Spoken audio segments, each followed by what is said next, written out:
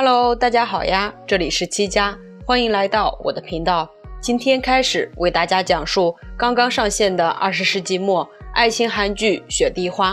该剧以1987年的首尔为背景展开，讲述了某一天浑身是血的男主角秀浩突然闯入了女子名门大学的宿舍内，在严密监视和管制之下，女主角英露冒险帮他治疗和隐藏，两人在逆境中逐渐相爱的故事。话不多说，马上进入主题。女大学生宿舍内，同学们都在享受课余时间，唱歌跳舞、看书、做头发的都有。此时宿管姐姐广播通知有英露的电话，限时1分钟，请迅速来接。英露貌似是刚刚从床上爬起来，心存疑惑，家里面没说要打电话呀，会是谁呢？她顾不上考虑那么多，鞋子都没穿好就赶紧往楼下跑，没跑几步就遇见学生会查寝，她赶紧停下脚步，换成淑女的方式继续前进，躲过了学生会的视线，她又变成脱缰的野马，但最后还是晚了1秒钟。宿管姐姐表示，正常只有半分钟的接线时间，知道她墨迹，专门给了她双倍的时间，就这样还是跑不到，就不能怪她了。说完就挂掉了电话。英露很是失望，她已经是一路狂奔下来了，大家都能证明，要怪就怪学校给她分的楼层太高。英露准备转身离开，电话又响了。英露以为是重播，一脸期待地看着宿管姐姐，但却是隔壁宿舍的电话。这时宿管姐姐拿起旁听的听筒递给她，表示还帮她占着线呢。英露很开心，宿管姐姐太可爱了，我当时上学的时候怎么就没遇见过呢？画面一转，来到食堂，舍友八卦英露，来电话的是之前的工科男神吗？是不是叫她出去约会呢？英露表示她好无聊，男神已经没下文了。这次是奶奶问她放学几点回家，舍友又改口说起同宿舍的港风大姐大高慧玲，表示平时她的电话最多都是追她的男生，刚说2句就感觉背后一阵杀气，慧玲朝她瞥了一个大白眼，眼神仿佛能杀人。他们一起坐下后，舍友继续搞事情，表示住在高层的学生接个电话太难了，一个个都成了短跑运动员。慧玲表示那是他们，宿管姐姐可没胆子挂自己的电话。另一个舍友说漏了嘴，有一次慧玲不在，宿管就挂了她的电话，然后也没有告诉她。慧玲瞬间火冒三丈，表示宿管算什么东西，竟敢挂老娘的电话。旁边的短发妹对她的态度表示不满，用真名喊了她。慧玲马上使出了河东狮吼，还连带着震掉了短发妹手里的书，这是一本社会主义的禁书，学校里不让看的。学生会长看到这边有动静，立马起了疑心，幸亏英露机智，赶紧捡起那本书，装作是一本漫画，躲过了一劫。另一边，爱民党2把手南太一和他的小女人江清雅上线，这俩人站在一起，南总长都能当他的爸爸了。然后国防部的殷部长和爱民党的1把手蒲总裁一起上线。今天是大佬们集体吹水的日子，这帮人上来就是一个歃血为盟，看得我是一阵炫目。其他人都是割破了小拇指，意思意思得了。南总长就是个狼人了，直接割破整个手掌，放了半杯子血，这可把场上的观众都惊呆了。只有大领导一人放声大笑，表示后生可畏。然后众人将面前的血水一饮而尽。南总长盯着殷部长一阵蔑视，在气势上压倒敌人。随后南总长战胜殷部长，获得了大领导的认可，留在身边打辅助。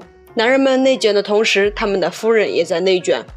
南总长前方得势，他的女人自然也是居高临下，对着殷部长的夫人一阵压制。另一边，因为2年前的一件事儿，一个武装组织得到情报称，目前有间谍一类的人物混入了韩国，他们的目的就是要把那个人找出来。带头的队长叫李康武，要抓的人是一位大学教授。然后男主上线了，此时他正在撸串，和家人朋友其乐融融。女生宿舍里距离查寝还有15分钟，英露等人在外逛街归来，正在朝宿舍狂奔。慧玲还被一个兵哥哥求了婚，但他已经来不及答复，拿起钻戒就跑，仿佛同意了一样。英露在路上掉了东西，宿管大爷和姐姐网开一面，多等了他几分钟，但因为舍监亲自查寝，他们又不得不把英露拒之门外。英露眼见正门进不去，只能剑走偏锋，顺着窗户爬上去。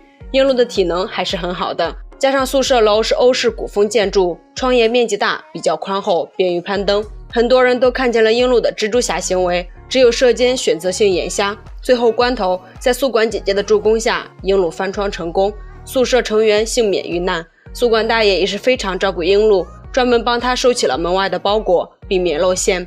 宿管姐姐跟樱露要一本《罗密欧与朱丽叶》的原文书，作为刚才助攻的报酬，可见小姐姐也是情窦初开，不能自已啊。第二天，大家好像都收到了心仪对象的回信，只剩樱露没有。樱露有些郁闷，气呼呼的样子非常可爱。她折了一个纸飞机，写了一句给个男朋友的心愿，从窗外飞了出去。之后，一个叫吴光泰的老青年自称是何素生，拿着慧琳的海报犯花痴，还直接打电话到宿舍，说想和慧琳宿舍搞个联谊会。电话正好是樱露代接的，他对这个很感兴趣，就满口答应了下来。但是作为学霸的短发妹肯定是不会去的。宿管姐姐表示，那就让她替补吧，反正都是单身。樱露怕慧琳不答应，宿管姐姐就耍起了苦肉计。樱露心一软，便答应她去说服慧琳。男生那边也是缺了一个人，所以他就想到了男主秀浩。秀浩本无意参加这种活动，但光泰表示帮忙的话才会介绍韩义熙教授给他认识。秀浩只能表示顺从。慧琳觉得宿管姐姐年纪太大，宿舍联谊也不能欺骗对方，不答应。樱露则以不帮忙的话，以后也许就接不到电话为由，让慧琳感到危机。最后争取到了这次机会，到了约定的时间，慧琳故意带队迟到，表示男女关系就是欲擒故纵，一定要让男生着急。樱露等人未经人事，丝毫不懂其中的道理。男女主相遇时间到，初次见面请多指教。光泰一个不小心打散了秀浩的火柴棍模型，也因此樱露与秀浩两人一眼望穿秋水，一见钟情。而宿管姐姐专门搞了一身越发港风的打扮，慧琳看上去一脸的不屑，觉得这是在抄袭自己的风格，想和他抢风头。宿管姐姐一眼也看上了秀浩，直接坐到秀浩面前，想略过自我介绍的环节，直接开始约会。慧琳越发不屑，觉得他肯定是没见过世面。最后他们决定让命运来组合他们，男生们拿出各自的小物件，让女生们盲选，其中就有樱露的纸飞机。由慧琳开始选择，她和1号花痴吴光泰很自然被安排在一起。接下来是樱露，她想动手拿她的纸飞机，但是宿管姐姐在后台偷看了男生们的准备工作，她以为这是秀浩准备的，她在樱露出手瞬间抢走了她，还有一阵尬笑掩饰内心的尴尬。秀浩也不好意思，喝了口水压压惊。然后秀浩和樱露就被命运安排到了书店，这次是一眼万年。樱露紧张的要死，秀浩就非常的从容。樱露看中一盘磁带，结账时发现钱没带够，秀浩便帮他买了下来。很老套的情感递进方式，但看起来还是很甜。然后秀浩遇到了一队警察，看样子他是警方的目标之一。他拉着樱露赶紧躲到胡同里，警察迟迟不走，樱露见状主动帮忙，装作是男女朋友吵架的样子。秀浩也是借坡下驴，直接一把抱住樱露，既把戏份做足，又捡了个便宜。警察表示光天化日之下，让他俩注意点影响，不要搂搂抱抱。秀浩觉得这算个啥，他本来可以直接上嘴的。蒙混过关以后，秀浩表示樱露唱歌不咋地，但是演技着实不错。樱露则有点紧张害怕，表示他的哥哥也被抓过。秀浩想请樱露吃饭以表示感谢，樱露投来了期待的目光，但秀浩看见远处有人跟踪，便没有轻举妄动，转身就要离开。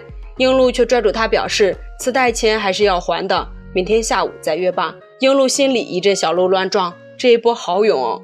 樱露异常兴奋，一阵小跑回到宿舍，见到宿管姐姐打招呼直接无视，学生会长也拉不住她，感觉像个在逃的小公举一样，这是完全陷入爱河了。樱露打开磁带，钻进被窝里，只露出粉嘟嘟的脸蛋，将女生羞涩的心理展现得淋漓尽致。